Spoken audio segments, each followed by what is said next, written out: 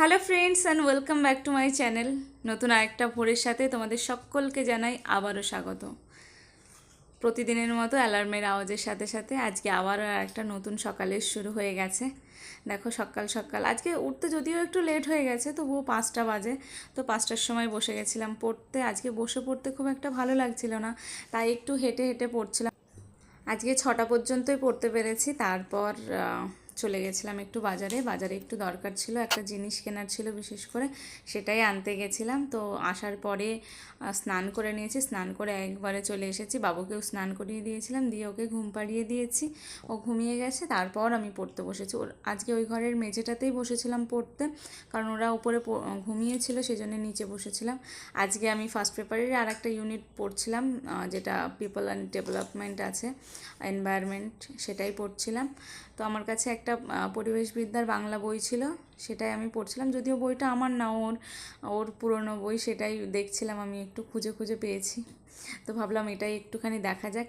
বাংলাটা দেখলে আমার একটু বুঝতে সুবিধা হবে, যেহেতু ফার্স্ট পেপারটা পুরোটা ইংলিশের উপরে রয়েছে। তো এই জন্য আজকে দুপুরে আগে এই বইটা নিয়েই বসলাম, কারণ এটা খুঁজে পেলাম যেহেতু, সেই জন্য ভাবলাম প্রত্যেক দিন যেহেতু একবার করে ফার্স্ট পেপারটা দেখা হয়, তো এটাই আগে দেখা হোক। আমার মনে হয় এটাতে আমার বেশি সুবিধা হবে, সেই জন্য এটাকে নিয়েই বসেছি। আর যেহেতু সিলেবাস অনুযায়ী পর নেই, সেহেতু আমাকে অনেকটা খুঁজে খুঁজে বার করতে হচ্ছে। যার জন্য দেখো আমি একবার এই বইয়ের সিলেবাসটা দেখছিলাম, আর ওই বইয়ে কোথায় আছে সেটা একটুখানি বার করে নিচ্ছিলাম। সেইভাবেই পড়তে হচ্ছিল, কিছু করার নেই, এইভাবেই বার করে পড়তে হবে, যেহেতু আমার কাছে প্রপার কোনো বই নেই। সেই জন্য এইভাবেই পড়ছিলাম। তাতে খুব একটা অসুবিধা হয়নি, তবে সময়টা একটু বেশি লাগছিল, এটাই আর কি।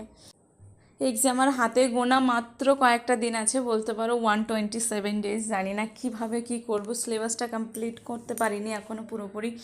আমি আমার মতো করে চেষ্টা করছি, বাট দিনে যে টার্গেটটা সেট করছি কেন জানি না, সময়ের সাথে আমি সত্যিই পেরে উঠছি না। আমি টার্গেটটা কমপ্লিট করতে পারছি না। আমার দিনের শেষে গিয়ে নিজের কাছে নিজের প্রতি খুব খারাপ লাগছে যে আমি একটা টার্গেট সেট করছি, বাট সেটা কমপ্লিট করতে পারছি না। কারণ বাবুকে সময় দিয়ে সমস্ত কিছু কমপ্লিট করে আমার কাছে সময় অনেকটাই কম হয়ে যায়। আমি পড়তে গেলে বাবু যদি জেগে থাকে, তখন আমার পক্ষে কমপ্লিট করা সম্ভব না। ওকে যথেষ্ট সময় আমাকে দিতে হয়, ওকে সময় দেওয়াটা আমার খুবই প্রয়োজন। কারণ আমি আর ও যেহেতু ঘরে একাই থাকি, আর ওর এখন বেড়ে ওঠার সময়, ওকে সময় দেওয়াটা খুব প্রয়োজন।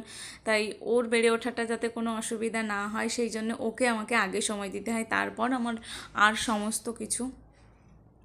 সেই জন্য যতটা পারি সময় ওকে দিই, তারপর যতটুকু পাই, আরও তো বাইরের কাজ রয়েছে, যতটুকু পারি ততটুকু করি। না পারলে, যে পড়ার প্রেশার যদি অনেকটা বেশি থাকে, যতটুকু না পারি ততটুকু রেখে দিই, ব্যাস পড়তে বসে যাই। তারপর যা হচ্ছে সেটুকু পরে করা যাবে, তো সেইভাবেই করার চেষ্টা করি।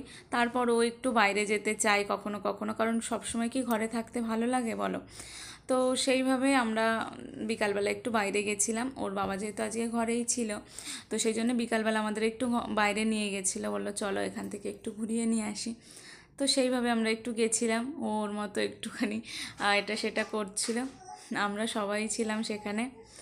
তারপর প্রচণ্ড বৃষ্টি এসে গেছে এই মুহূর্তে, আমরা সবাই বাড়ি চলে এসেছি, কারণ বৃষ্টির মধ্যে কীভাবে থাকবো ওখানে, যেহেতু আমাদের ঘরের পাশেই ছিল, স্টেশনের কাছে ওটা, তো সেই জন্য আমরা চলে আসতে পেরেছিলাম, কোনো অসুবিধা হয়নি বৃষ্টির মধ্যে এসে। আর কারেন্ট আসেনি, রাত 7টা 7:30টার পরে এসেছে কারেন্ট। তো দেখো ওইখানে একটুখানি লাইট জ্বেলে পড়তে বসেছিলাম। ও তো খুবই বিরক্ত করছিল, কারণ ওর পাপা ডিউটিতে চলে গেছিলো, সেই জন্যে ও আমার কাছেই ছিল। প্রচণ্ড গরমও ছিল, বৃষ্টি হয়েছে তবুও গরমের ভাবটা কেমন কাটেনি, সেই জন্যে ও খুব বিরক্ত করছিল। তো ও একটু ওর মতো করে বই খাতা দেখছিল। আমার বইয়ে কখনো কখনো ও ABC একটু আধটু চিনতে শিখেছে, ও সেগুলো খুঁজতে থাকে। তো সেইভাবে ওর সাথে সময় কাটাচ্ছিলাম। তারপর কারেন্ট আসলো, ও আর আমি একটুখানি বসে বই খাতা দেখছিলাম। ও কখনো আমার কোলে উঠে বসে থাকে, কখনো, কিছু করার নেই, এইভাবে নিয়েই পড়াশোনা করতে হবে, এর মধ্যেই যতটুকু হবে ততটুকুই করতে হবে, কিচ্ছু করার নেই। এটাই হাউস ওয়াইফ দের স্ট্রাগল।